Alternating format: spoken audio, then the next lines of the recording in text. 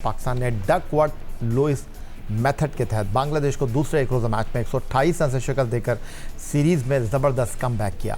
पहले वनडे में जहां पाकिस्तान सिर्फ 114 रन पर ढेर हो गया था, वहीं इस बार कौमी टीम ने शानदार ऑलराउंड खेल पेश किया और मजबूत हदफ देने के बाद अपनी बॉलिंग के जरिए बांग्लादेश को भी 114 रन पर पवेलियन भेज दिया।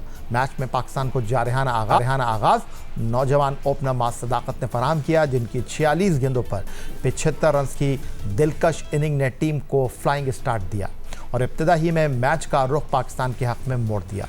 बाद अज़ां सलमान अली आगा और मोहम्मद रिजवान के दरमियान 109 रन की शराकत ने इनिंग्स को संभाला और पाकिस्तान को मजबूत पोजीशन में पहुंचा दिया। ताहम एक मुतनाज़ा रन आउट ने इस पार्टनरशिप को तोड़ दिया, जिसके बाद पाकिस्तानी बैटिंग लाइनअप लड़खड़ा गई और आखिरी 7 विकेटें सिर्फ 44 रन के अंदर गिर गईं।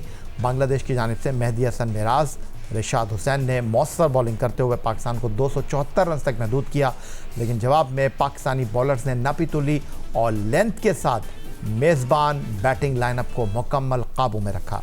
लेकिन 275 रन के हदफ के ताक़ुब में 7वें ओवर में तेज़ बारिश की वजह से मैच रोक दिया गया। जब मैच दोबारा शुरू हुआ तो डकवर्थ एंड लुईस मेथड के तहत बांग्लादेश को 32 ओवर में 243 रन बनाने का हदफ मिला, लेकिन बांग्लादेश को 114 रन पर आउट करके पाकिस्तान के लिए टीम पाकिस्तान ने शानदार फतह यकीनी बना दी। पाकिस्तान और बांग्लादेश के दरमियान दूसरे एक रोज़ा मैच पर गुफ्तगू करने के लिए स्टूडियो में हमें ज्वाइन कर रहे हैं पाकिस्तान क्रिकेट बोर्ड की सिलेक्शन कमेटी के साबिक सरबराह test off spinner Tauseef Ahmed और वीडियो लिंक पर हमारे साथ मौजूद हैं रोज़नामा जंग कराची के senior cricket sports correspondent Abdul Majid Bhatti sahab. Pakistan ने बांग्लादेश के खिलाफ वनडे सीरीज़ के लिए टीम में अहम तब्दीली करते हुए T20 वर्ल्ड कप 2026 में तवक्कुआत पर पूरा न उतरने वाले ओपनर साइम अयूब को ड्रॉप कर दिया और उनकी जगह टॉप ऑर्डर के 4 बैटर्स को स्क्वाड का हिस्सा बनाया, जिनमें एक नाम मास सदाकत का भी था। सीरीज़ के पहले एक रोज़ा मैच में मास सदाकत अपने डेब्यू पर सिर्फ 18 रन बनाकर पवेलियन लौट गए और पाकिस्तान को भी इस मैच में बदतरीन नाकामी का सामना करना पड़ा। ताहम नौजवान बैटर ने अगले ही मैच में ज़बरदस्त कमबैक करते हुए अपनी सलाहियतों का भरपूर इजहार किया और दूसरे एक रोज़ा मैच में मास सदाकत ने जारहाना अंदाज अपनाते हुए बांग्लादेशी बॉलर्स की खूब खबर ली और 163 रन के शानदार स्ट्राइक रेट से सिर्फ 46 गेंदों पर 75 रन की बर्क रफ्तार इनिंग खेली, जिसमें 6 चौके और 5 बुलंदोबाला छक्के शामिल थे। सिर्फ बैटिंग ही नहीं बल्कि बैटिंग ऑलराउंडर मास सदाकत ने बॉलिंग में भी टीम के लिए अहम किरदार अदा किया और 5 ओवर में सिर्फ 23 रन के एवज 3 कीमती विकेटें हासिल की। अपनी ऑलराउंड कारकर्दगी के साथ वो मैच के बेहतरीन खिलाड़ी का अवार्ड भी हासिल करने में कामयाब रहे। गुफ्तगू की शुरुआत तौसीफ अहमद साहब से करेंगे। तौसीफ अहमद साहब, ये क्या है, एक दिन अंधेरा, अगले दिन उजाला, एक दिन चांद पर, एक दिन ज़मीन पर? यही खूबसूरती है। मैं तो खूबसूरती कहूँगा खेल की कि भाई, लेकिन इस खूबसूरती में लोगों के आंसू निकल जाते हैं, लोगों निकल जाते टूट जाते हैं। वो आपकी दुरुस्त है, वो हमारे साथ ज़्यादा कुछ इस सिलसिला है इस तरह का, लेकिन अच्छा है, कम बैक किया। बट आपके कोच अभी भी ऑलराउंडर की उससे निकल ही नहीं रहे हैं बाहर और उनको वही एक समझ आ रहा है, पता नहीं, आई डोंट नो क्यों इतने ऑलराउंडर की बातें कर करके जो है वो ये करते हैं। बहरहाल जीत होती है। पहला मैच आप जिस तरह हारे, आपने अच्छा कहा, जीत होती है।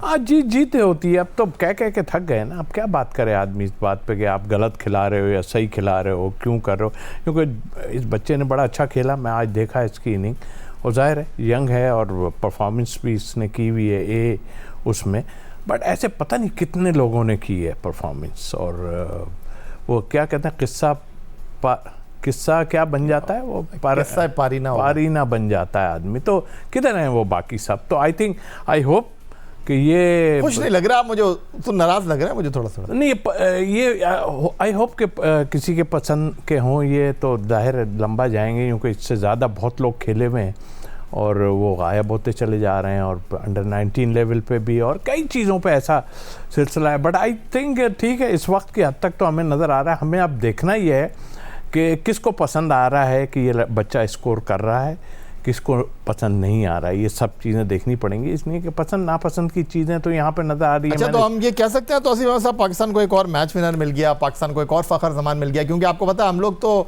पल में तोशा पल में माशा फ़ौरन कंपेयर करने लगते हैं? नहीं नहीं नहीं, ये करने बेवकूफ़ी। वो अच्छा खेला, बस ठीक है, अच्छा खेला, उसमें कोई चीज़ एक नज़र आ रही है ऐसी। तारीफ भी कंजूसी से कर रहे हैं। बट देख, नहीं नहीं, मैं तारीफ इस कंजूसी इसलिए नहीं कर रहा कि वो यंगस्टर है, उसने किया। इससे पहले मैच में आपके की प्लेयरों ने भी रन्स नहीं किए, अभी फिर उन्होंने किए। उनका बनता है कि उन्होंने रन्स करना चाहिए। भाई यंगस्टर को आप कॉन्फिडेंस दें। आज कॉन्फिडेंस हमें नज़र ज़रूर आया उसमें, मगर मैं तो जो हालात देखता हूँ। ज़रा आप मोहतात अंदाज में जो है तबसरा कर रहे हैं, ज़रा आप नाप तोल कर बात कर रहे हैं। चलें बैटिंग को साइड में रख देते हैं। आप बॉलर, बॉलिंग कैसी लगी आपको उनकी? बॉलिंग है, पार्ट टाइम बॉलर है, मुझे तो ऐसा फील हो रहा है part time bowler. Batting allrounder. लेकिन एक चीज़ सुने, बैटिंग ऑलराउंडर है ना, ठीक है। मतलब ये कि हम कहाँ पर हैं कि अबरार पे ही नदला गिरेगा, या अबरार खुश होते हैं बाहर बैठ के, कहते हैं कि जी मुझे बिठाएं ताकि ये, मतलब हर टीम में एक दो स्पिनर्स चल रहे हैं, रेगुलर स्पिनर चलते हैं, तो उनका क्या कसूर है? उनको बार बार आप बिठाते हैं और कभी खिलाते हैं, कभी नहीं खिलाते हैं। तो इस बच्चे के ऊपर मैं वो नहीं कर रहा, लेकिन आपकी जो सिलेक्शन कमेटी है या आपके जो वहाँ पर कर रहे हैं, जाहिर है कोई कहता है जी जो माइक हैसन कर रहे हैं, तो जाहिर है वही मौजूद हैं और वो यहाँ आए भी नहीं, वहीं से वहीं चले गए। क्योंकि यहाँ अब आएंगे जब वो PSL में, तो पता चलेगा उन पे कितनी अच्छी अच्छी बातें की जाएंगी क्राउड में से।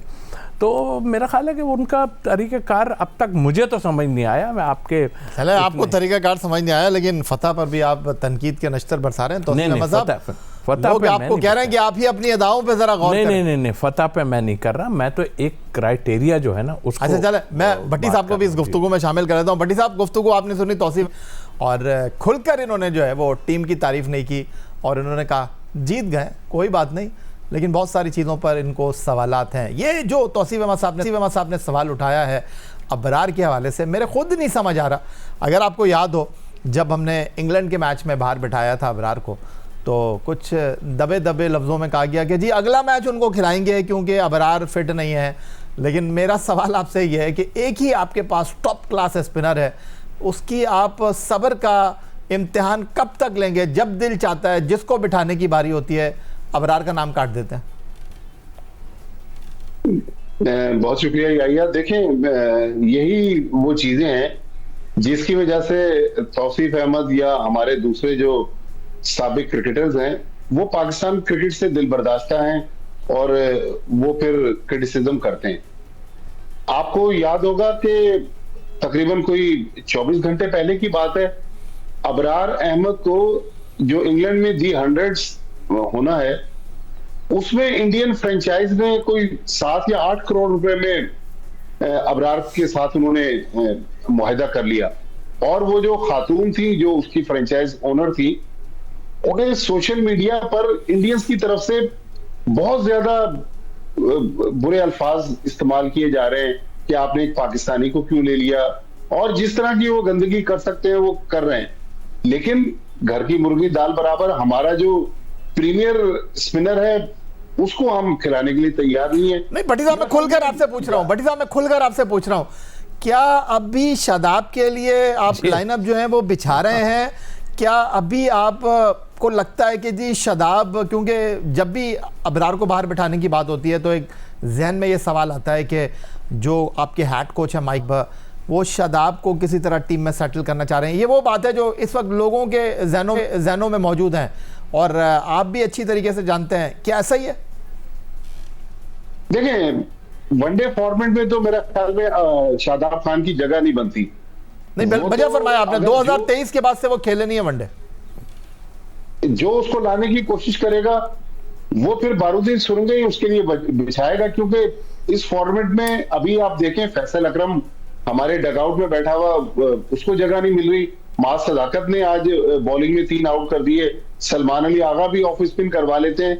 तो मेरे ख्याल में कहीं जो उसके लिए जितना प्रोसेस आसान करके उसको पाकिस्तान की टीम में कमबैक करवाया गया, उससे तो लग रहा है कि शादाब के लिए रास्ता हमवार करने की कोशिश की जा रही है।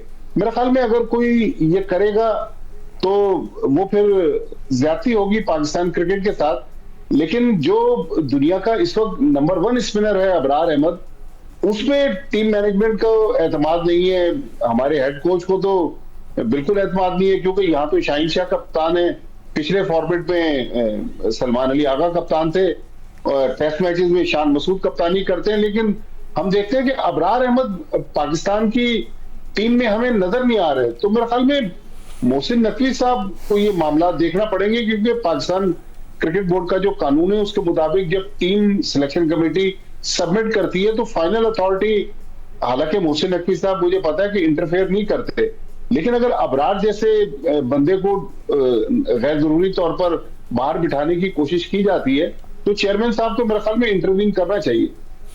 चेयरमैन साहब को देखना चाहिए। क्या क्या देखेंगे चेयरमैन साहब? पाकिस्तान क्रिकेट को देखेंगे, पाकिस्तान हॉकी को देखेंगे, और बहुत सारे फ्रंट के ऊपर वो मसरूफ़ हैं। लेकिन जिन लोगों को जिम्मेदारियां दी गई हैं, अगर अपनी जिम्मेदारियों को वो अच्छे तरीके से अदा कर लें तो शायद मेरा ख्याल है कुछ कहने और बोलने के लिए बचेगा नहीं। लेकिन तौसीफ अहमद साहब, जो पाकिस्तान टीम की परफॉर्मेंस है उसके बाद एक जहन बुनियादी सवाल यह है कि ये बांग्लादेश की टीम जिसने आपको 8 विकेट से पहले मैच में हरा दिया, ये बांग्लादेश की टीम जिसने पहले मैच में आपको 114 रन पर समेट दिया, आप खेले बहुत गंदा, आपको ये मान लेना चाहिए। नहीं, हम खेले वाकई गंदा खेले हैं और लेकिन देखें, एक मुकाबला होता है जो कि अब वो रैंकिंग में कहाँ नंबर 10 है और हम 4 नंबर पे हैं। आप कहेंगे जी हमने तो नए लड़के भेज दिए थे 4, तो क्या हो गया इसमें, कौन तो, लेकिन आपने 4 जो भेजे भी हैं तो कोई बात नहीं, एकदम 4 आपको खिलाने की ज़रूरत भी नहीं थी। सीधी बात तो ये है। ये जो मुझे एक मैं कांटा लगाया हुआ है ये हुसैन तलत पे, मतलब क्या कौन सी गीदड़ सिंगी है या आपके कांटे की वजह से वो बेचारा अनफिट हो गया आज।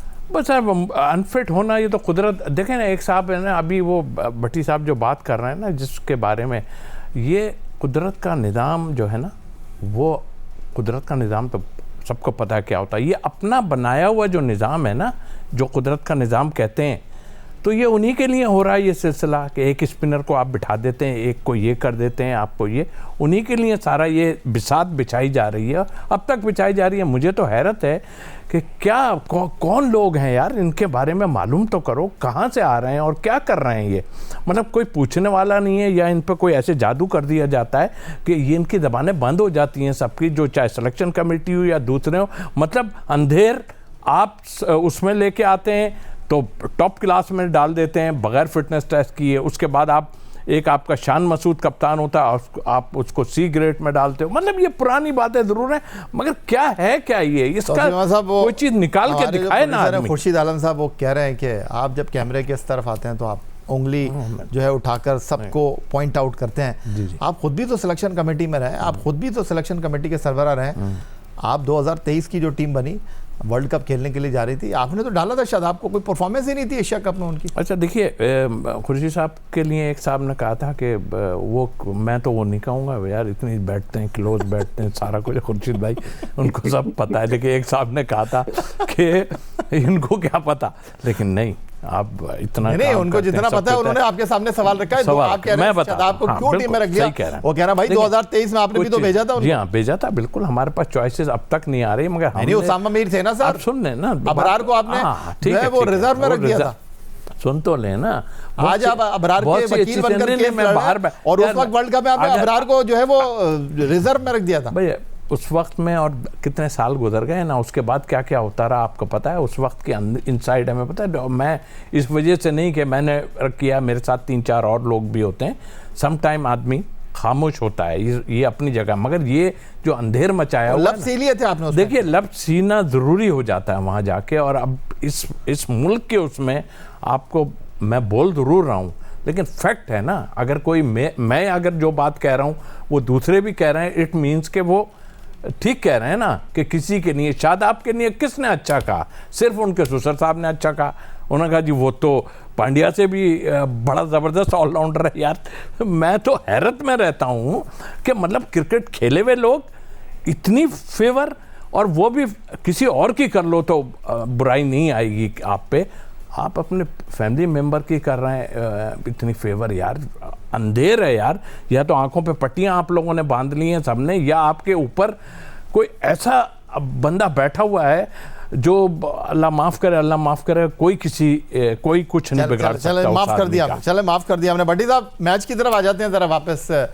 क्या ऐसा हुआ जो हमने आउट क्लास कर दिया?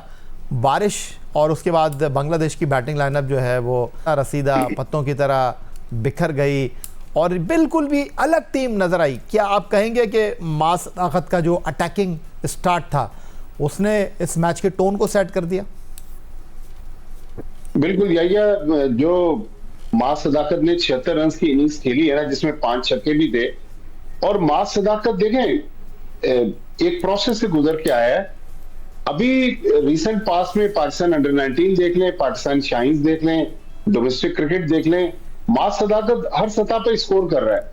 तौसीफ भाई कह रहे हैं दूसरे भी कर रहे होंगे, लेकिन मेरे ख्याल में इस वक्त जितने लड़के स्कोर कर रहे थे, समीर मिनाज और मास सदाकत जिनमें नुमाया थे, तो मास सदाकत ने मुझे 76 रन की इनिंग्स खेली। वहां से फिर पाकिस्तान को एक अच्छा स्टार्ट मिला। फिर दरमियान में जो 109 रन की पार्टनरशिप रिजवान और सलमान अली आगा की थी, उसने उस कश्ती को और आगे बढ़ाने की कोशिश की। लेकिन ये पिच इतनी आसान नहीं थी जितना बड़ा स्कोर पाकिस्तान ने कर दिया था। मेरे ख्याल में 350 रन इस पिच में बहुत ज्यादा थे। आज जाहिर जीत जो है वो बहुत सारी खामियों को भी छुपा देती है। पाकिस्तान के फास्ट बॉलर्स ने भी अच्छी बॉलिंग की, मास सदाकत भी 3 आउट कर गए। तो मेरे ख्याल में ओवरऑल आज पाकिस्तान का दिन था। लेकिन अगर आपकी इजाजत हो तो इसी मैच से जुड़े हुए मैं उस सलमान अली आगा मैं आता हूँ बड़ी साहब, मैं आता हूँ उस तरफ मैं आता हूँ। जान की अमान पाऊँ तो आपसे अर्ज करना चाहूंगा, वो खुर्शीद साहब कह रहे हैं कि 75 नहीं 76 रन की मास सदाकत है। यार 75 क्या हो गया, 76 नहीं। मैंने अच्छा चले भाई, खुर्शीद साहब 1 रन मैंने कम बताया। चले आपने तो उनको मान लिया, तौसीफ भाई तो कह रहे थे उनको कुछ पता ही नहीं है।